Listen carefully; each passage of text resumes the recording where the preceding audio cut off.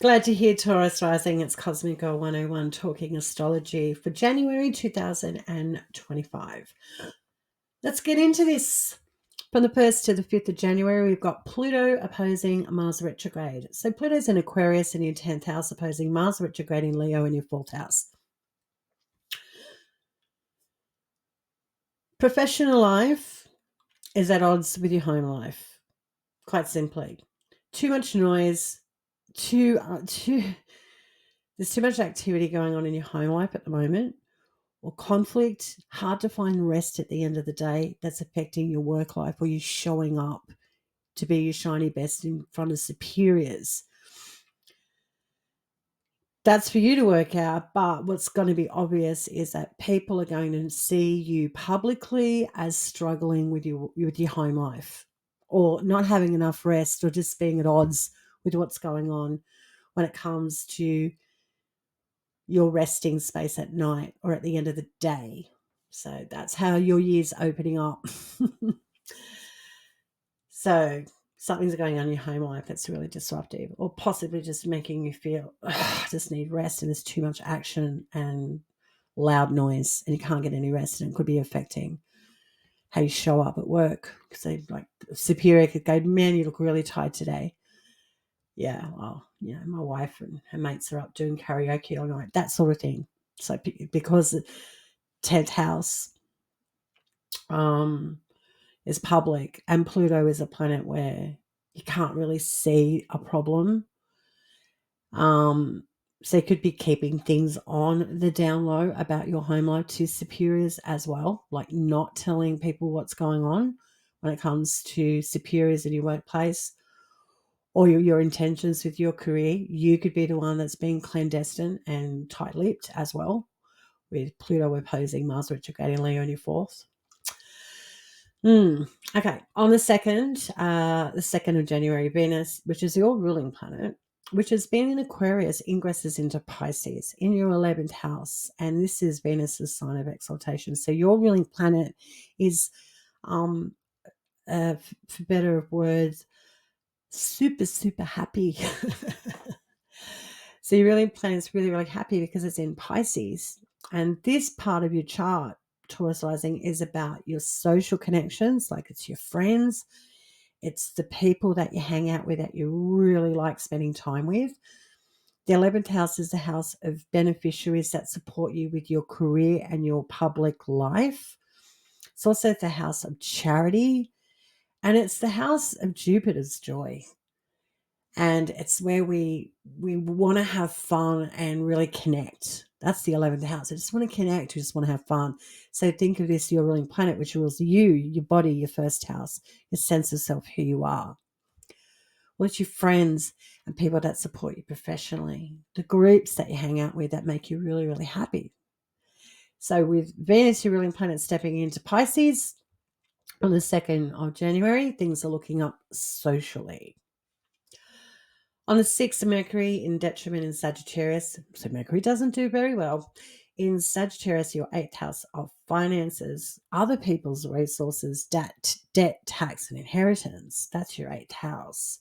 It's squaring off with Neptune in Pisces, where your ruling planet Venus has just turned up. So a Mercury-Neptune square is a conflict. The square is like, we've got a problem. There's conflict. There's a stressing point. So the stressing point here is your friends, your social groups that may be costing you a little bit too much. Or if someone says, oh yeah, I've got your back, you're going to get this job, things are looking really good, and then they don't come through. So there's a conflict there. So look out for overcompensations with promises and people under-delivering on the 6th of January. The same day, Mars retrogrades back into Cancer, which has been in Leo. And let's go Mars retrograding back into Cancer in your 3rd house. Mars won't go direct until the 23rd of February. So you've got Mars backtracking through your 3rd house of siblings, cousins, short distance travel, your local environments, like people, places, and faces that are really familiar to you. And Mars here is like strategy, conflict, action, initiation. So when it's retrograde in your third house, it's like developing a new strategy on your day-to-day that improves your sense of stability. So you could be really like fine-tuning your car, looking at new modes of transport, upgrading your technology, having some really cool chats with your siblings or your cousins. Might even be really considering about learning something new for yourself as well, because the third house has a lot to do with learning and education. So Mars is retrograde back in here. So yeah, developing new strategies and ironing out any conflicts or little kinks that need to be sorted so things don't get bigger than necessary. And upgrade your technology and vehicles if you need to. This is what you can expect to be ruminating about when Mars is retrograding back into Cancer, your third house, from the 6th of January. And then the 6th to the 11th of January, Pluto in Aquarius, which is in your 10th, is opposing Mars retrograde in Cancer in your third. So you had that Mars retrograde opposing Leo. Pluto in Aquarius, and now because Mars is in Cancer, it's still opposing Pluto in Aquarius. So this is like, again, as superiors or people in higher ups in your professional life, not really know what's going on in your day-to-day. Yeah, I don't know, Taurus rising. You keeping important information publicly from people or your professional life or superiors? It feels like you're keeping things really to yourself.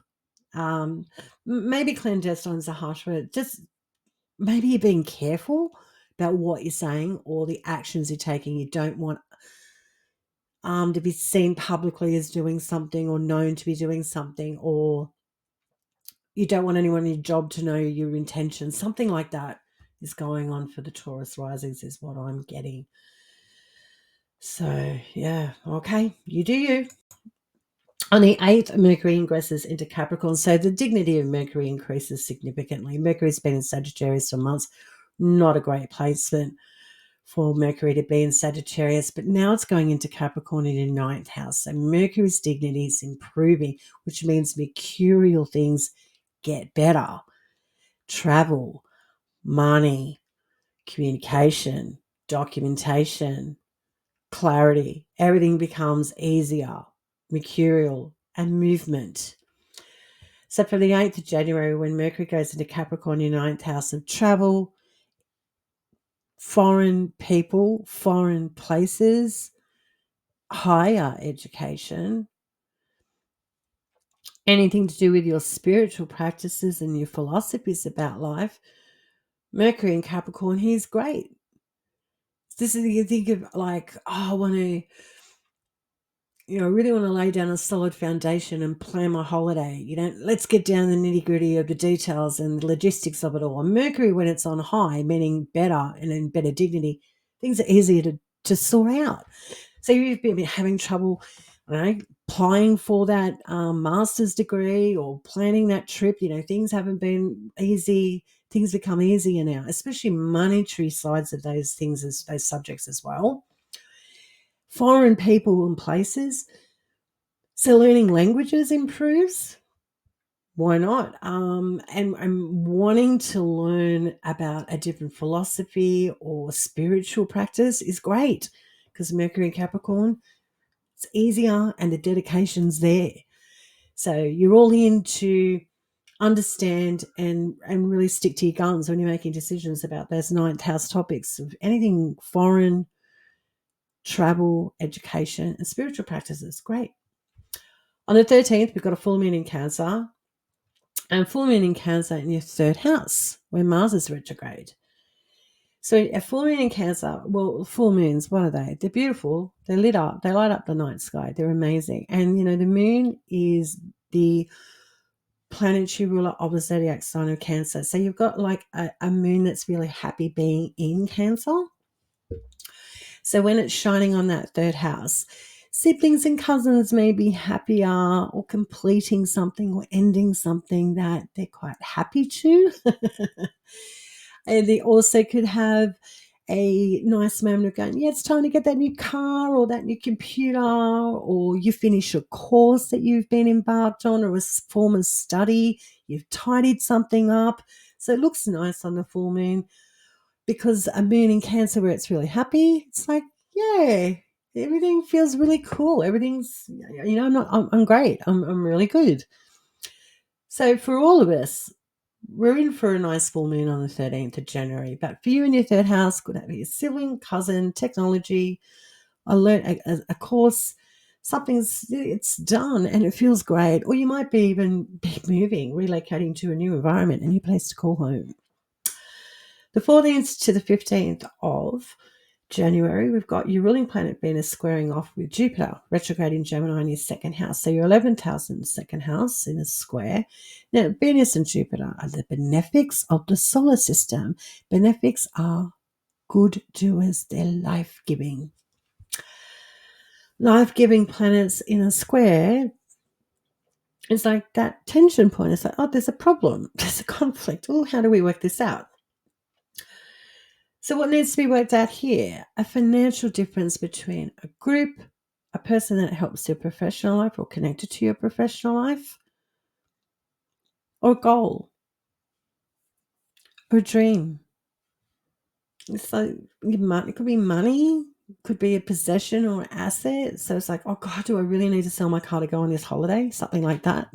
Or do I really need to, take on my friends' possessions while they go overseas? It's like house sitting or taking on a dog. Do I really have to do it? That sort of thing. So it could be a tricky few days from the 14th to the 15th of January. The 15th to the 16th, your ruling planet conjunct Saturn in Pisces and the Sun in Capricorn in your 9th house is opposing Mars retrograde in Cancer in your 3rd house. So the 15th to the 16th, these 2 days, if you've got really big decisions to make when it comes to your professional life or social connections, whatever the decisions are, they're long term. They're either you're all in or you're all out, or whatever is going on for your own personal experience at this time. From the 15th to the 16th, there's a certain very long-term, shall we say, repercussion, for better or for worse, on this day about a decision that you're going to be making that's going to be significantly impacting you, because Venus, your ruling planet, rules your body, your sense of self, conjuncting Saturn. And it's a sense of self on high octane. Saturn's very confident in Saturn. So whatever decisions made, this is the make or break moment. You're either in or you're out from the 15th to the 16th, so you're making a really big decision. And the same day, that Sun in Capricorn in your 9th house is opposing Mars retrograde in Cancer in your 3rd house. So whatever this decision is, it's going to make a big impact on your higher education, different cultures, people, places and faces, your spiritual path as well. And that could also disrupt your environment, siblings, cousins, or transport or technology. And education too. So big days coming up for you, Taurus rising, from the 15th to the 16th. And you're the instrumental one in steering your trajectory of your life on this day. It seems that significant because we're ruling planet conjuncting Saturn. Whoa, this is no stuffing around at all. But it's going to have a knock-on effect with your 9th house and your 3rd house. The 9th, the 19th, the Sun then moves into Aquarius in your 10th house. So the Sun isn't really content. It's in detriment in Aquarius. So if you've been having, those problems or trying to keep things on the down low for superiors, what's going on in your public life, and trying to keep it to yourself, what's been going on beneath the surface, what's been going on at home or with your siblings or cousins, and et cetera, et cetera. When the Sun steps in here, it's lighting up that 10th house. So superiors or what you've been trying to keep out of the public eye or space might be harder. So you may need to double down on keeping things on the down low and private when the Sun ingresses into your 10th house from the 19th of January. Heads up there. So yeah, the Sun in Aquarius, we're talking about Aquarius. It's an air sign. It's a fixed air sign. And so that's a lot of thought, a lot of mental energy. So yeah, bosses could be really confused about what's going on with you and trying to get down to it. So be prepared to speak up, basically, Taurus rising. If you've been a little wishy-washy, it's going to be harder for you to get out of dodge, or speak up. Start telling people what's going on with you. I'm more interested why you're not telling people what's going on with you, really. 21st to the 22nd of January, the Sun in Aquarius is conjuncting Pluto in Aquarius. So when the Sun conjuncts Pluto, it's like the reset moment. It starts the new synodic cycle between the Sun and Pluto. So it's like, oh, hey, it's like, oh, for another whole year, we won't meet for another whole year. So the Sun is conjuncting Pluto, going, this is the beginning. So this is the beginning of something to do with your career, your public name, or an authority figure or superior in your workplace, something new. A new boss steps in, a new boss steps out. You take on a new role, you leave your job. Either way, there's a whole new cycle happening in your 10th house, and it could be changing up your professional name and image. The same days, 21st to the 22nd, Uranus is retrograding Taurus in your first house and sextiling Mars retrograding Cancer in your third house. So sextiles are easier. So they're not, you can't say they're not much of a big deal, but that's why a lot of astrologers concentrate on oppositions and squares, because these are the moments where people need to know what's coming around the proverbial corner. Sextiles are like, oh yeah, they come and go because it's easy, yeah. So the 21st to the 22nd, when the Sun's conjuncting Aquarius, when the Sun is conjuncting Pluto in Aquarius, you've got Uranus retrograde in your first house, sextiling Mars retrograde in Cancer. So easier for you to move in a different environment at the same time, change up a vehicle or a mode of transport, start a new learning program, educational pursuit. It also might be easy for a sibling or a cousin to connect with you as well. If you've had some distance from some relatives, it might be easier for you to connect on this day as well, these days, from the 21st to the 22nd. 23rd to the 24th, Mercury in Capricorn in your 9th house opposes Mars retrograde in Cancer, 3rd house. Who doesn't like a good opposition? Oppositions are good because these planets can see one another. It's not as if they can't, they can. So you've got a well-dignified Mercury in Capricorn. So Mercury knows his shit, he knows the details, he knows the data, knows what he's doing, knows what he's committed to. And then Mars retrograde in Cancer in your local environment, it's like, I don't know if I want to commit. Am I all in? So this is like, seriously, we said we were going to do this. What is the problem? Why can't we go forward with our plans regarding travel, different people, places and faces, higher education, spiritual and philosophical beliefs, and travel plans? Like, why can't we do that? So something in your local environment is grating on you and making it difficult for you to feel like you can go forward confidently with your international and foreign plans or education or your spiritual practices. The same day, Mercury trines Uranus retrograde in Taurus in your first house. Can you hear the conflict? So Mercury's opposing Mars retrograde, but at the same time it's trining Uranus. So what this tells me astrologically for you, Taurus rising, is Mercury is saying, listen, it might be easier for you to let something go in your local environment or change your mind up and just leave something or someone behind, because you've got a plan and it's to do with higher education, travel, spiritual and philosophical practices. So, yeah, interesting. Feel free to leave any comments in the comments section below. You might need to leave something or someone behind because you've got bigger things. You've got bigger fish to fry, metaphor, going on from the 23rd to the 24th of January. Might be time to be tough. 25th to the 26th, Venus, your ruling planet, is sextiling Uranus retrograde in first house. Yay, nice. Venus rules your first house. Venus is in Pisces, sextiling Uranus retrograde in your first house. It's easy for you to change your mind up. It's easy for you to do something different when it comes to, letting go of a professional connection. It might be easier for you to let go of a friendship, a dream, or a group. It's like, yeah, no, I'm done. I'm good.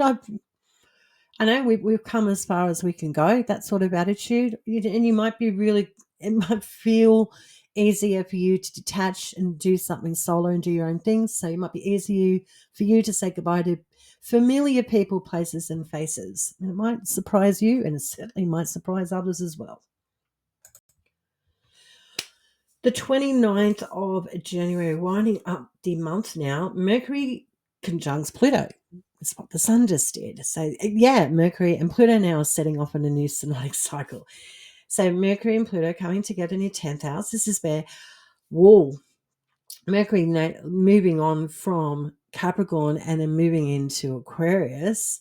It's like, yeah, we really need to talk about money.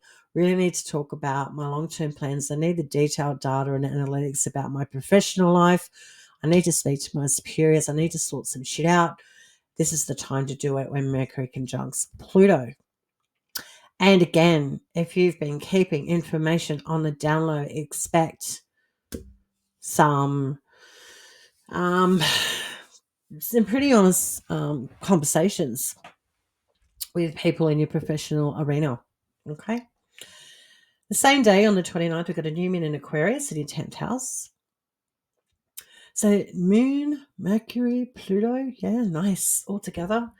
New moon in Aquarius, new start in your workhouse, new start with your image, your professional life, new boss, new superior.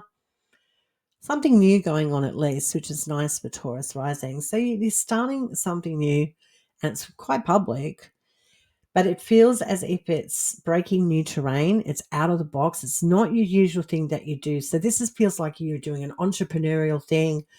You're giving everyone the finger and going, I'm going to be my own fashion designer and web designer things. I don't really need anybody. Don't need any friends because I think you've pissed off some friends or you've cut away from some sort of group and you're doing something yourself. So I like this energy actually. I mean, I'm Mars ruled, so I'm all about, yeah, do things for yourself. If you want things done, do it yourself. So yeah, you're really stepping into something quite new, vision oriented on the 29th, especially with that Mercury conjunct Pluto. Looks really good, really nice, Taurus rising. 30th.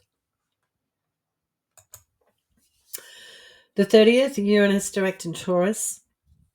This is big. Yeah, an outer planet when it goes direct in your first house, an angular part of your natal chart. And that first house is your sense of self, who you are.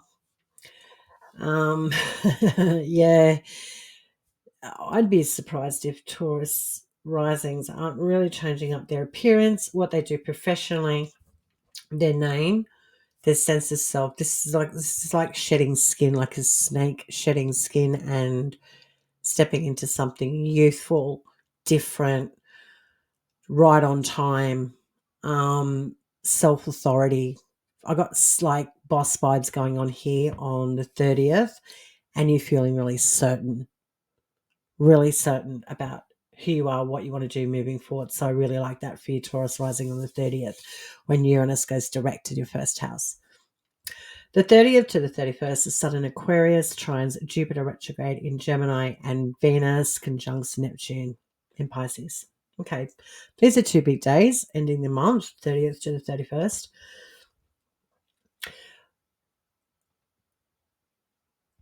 Something going on with your professional life, obviously, is working out in your environment, or for a sibling or cousin, something's working out for them professionally as well. A new vehicle, a new education program, a new teacher, a new boss. You become the boss. Something really nice is happening from the 30th to 31st connected to your career and your finances, your assets, and things that support you. So things that really make you feel yay. So these days look really good. And then you're ruling planet conjuncting Neptune. So this is like, I finally get to let my freak flag fly professionally. I finally found my tribe that are into knitting fingerless gloves out of leather. There's something weird like that.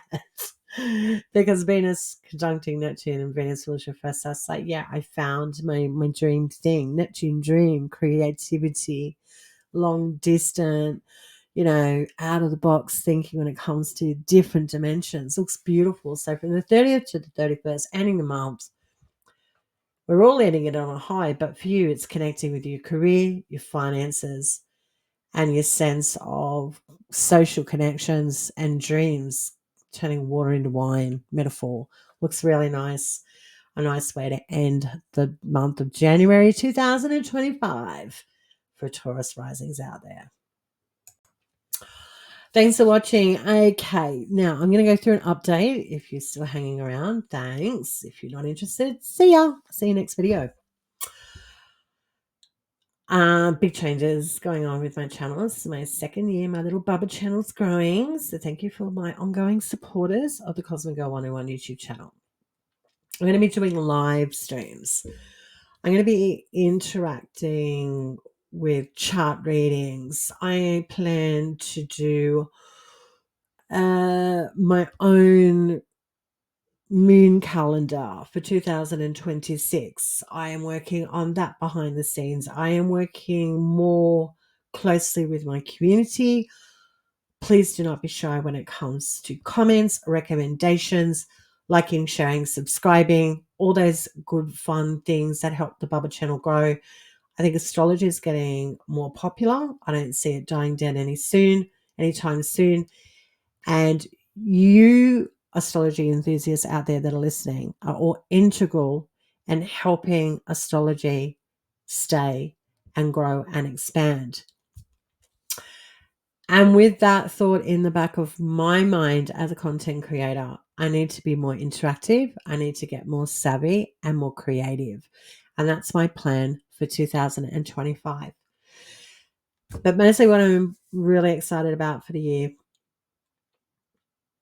is creating a moon calendar for 2026. I'm really looking forward to doing something creative for the planet and interacting with you guys and offering readings and live consults on YouTube. So I'm really going to be getting my hands creatively dirty, and I'm looking forward to it. And I just want to say a big thank you. Because without you listeners, I mean, I'm talking into a microphone and I'm not getting any feedback, but I'm getting subscribers and I'm getting comments, and it means a lot. Whether they're shitty comments or not, it doesn't matter. That means that I'm heard, and it means you've got an opinion, and of course you do. I'd be surprised if you didn't.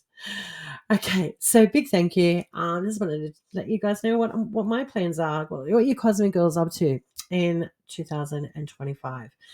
Alrighty, I'll leave you there. Until next time, stay cosmic.